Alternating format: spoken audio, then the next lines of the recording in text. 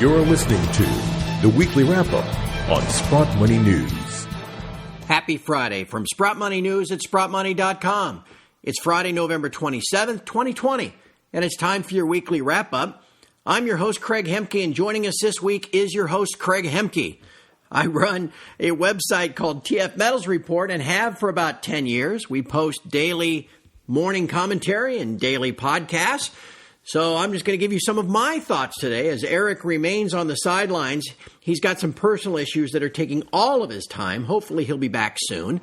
But in the interim, he's not missing much. It has been a very frustrating Friday morning. We'll talk about that in just a second. But first, a reminder that SprottMoney.com is your site for news, information, and great deals on bullion and bullion storage.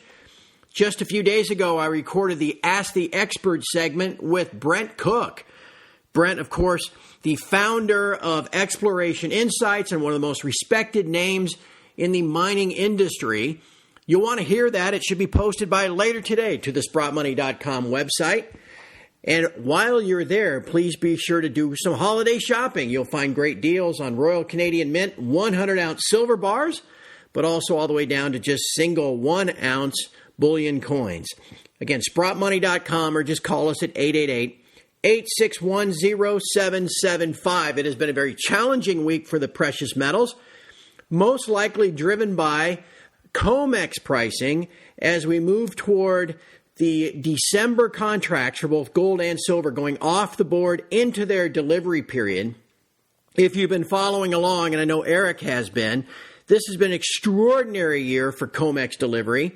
COMEX, of course, being a futures market where there's typically very minimal delivery, maybe 1% of the contracts each delivery month standing for some form of delivery being important so that there is some legitimacy to the price that's discovered there through the trading of these derivative futures contracts. However, after this market nearly broke back in March, delivery demand on COMEX has surged, where your typical month might be, 5,000, 8,000 contracts standing for delivery.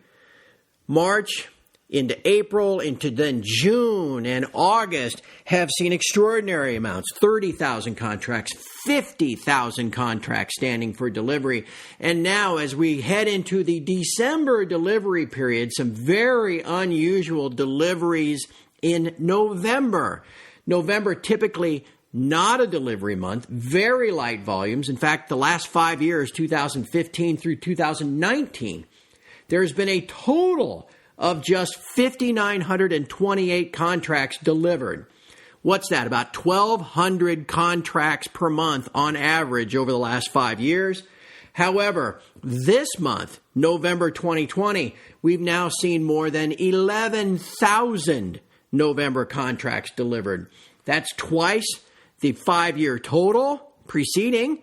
It's also about 10 times the 5-year average for November. So there's a lot going on here. No doubt part of the reason why, even with a falling dollar and falling interest rates, gold has been smashed for over $100 this week. We'll continue to monitor this as we go through December and into next year. But this is obvious to me evidence of incredible physical stress. Now, you might think, why isn't that reflected in price? It will be. We all know that. We just need to sit back now and see where we go from here. I will remind you, the fundamentals that have driven price ever since this rally began 2 years ago remain in place. Interest rates continue to fall.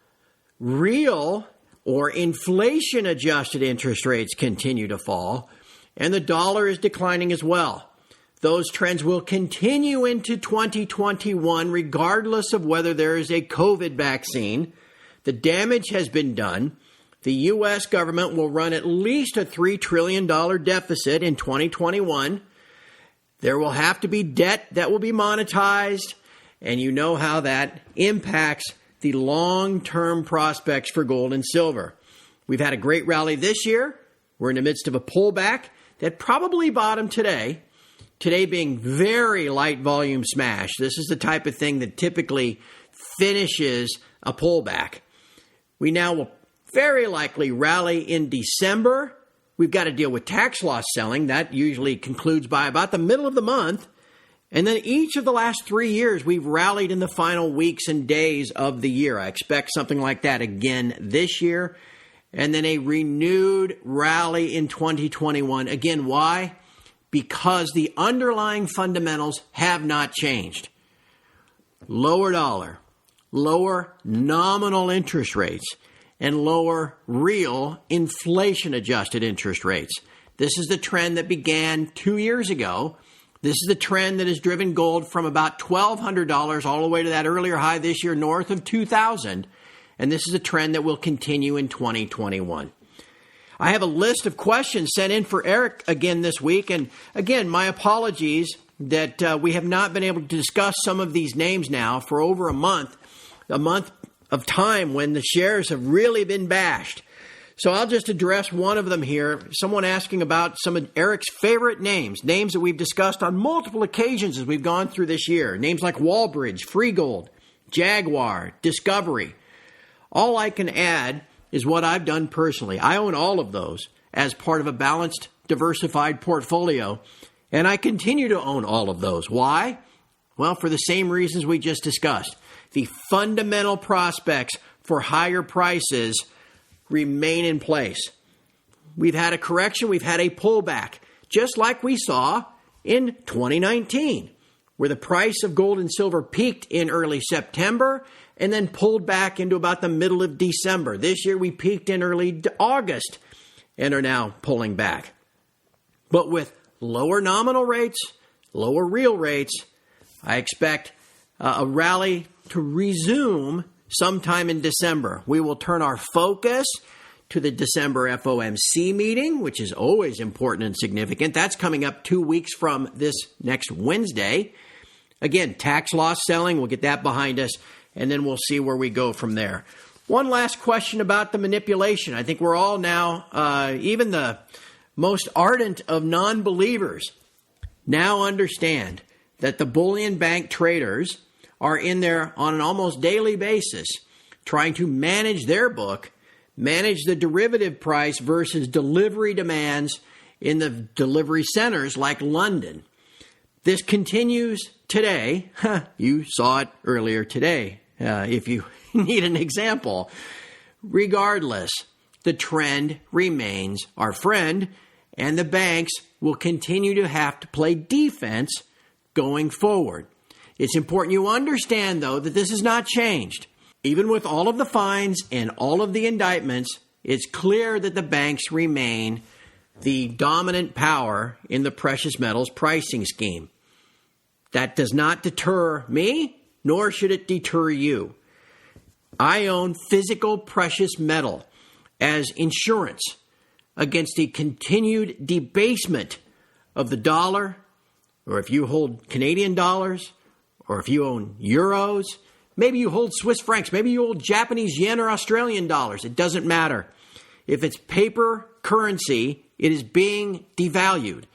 The only way that the governments around the world can manage their accumulated debt is by having their central bank monetize it. The other key factor is driving these real rates sharply negative as a way of inflating away some of the debt.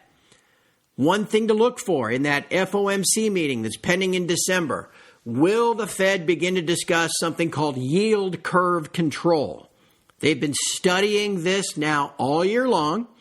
It is something the Fed actually utilized back in the 40s and 50s as they attempted to manage the extreme levels of U.S. debt that came out of World War II.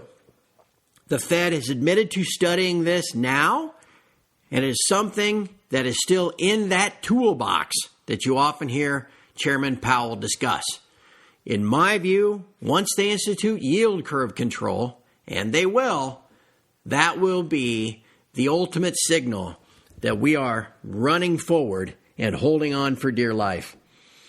Between now and then, we'll continue to monitor these markets on a daily basis, and we will continue to use any downdraft like today as, let's call it a sale. An opportunity to add some physical precious metal at a price considerably less than it was even just a day ago.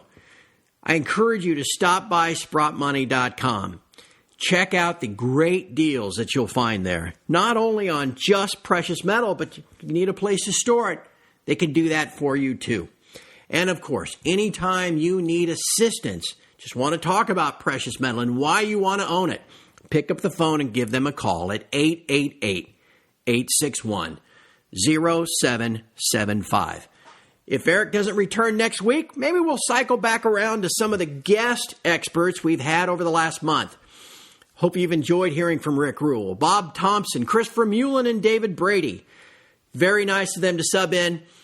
I promise I won't do this to you again next week. We'll get one of those guys to set in next week as we wrap up the week on the first Friday of December. For now, though, thank you for listening. Thank you for Sprott Money for continuing to sponsor all this great information on their site. If you like what you hear, please subscribe to whichever platform you listen to us on. Give us a like as well. We very much appreciate it. Again, from all of us at Sprott Money News at SprottMoney.com, thank you for listening. We'll talk to you again next Friday.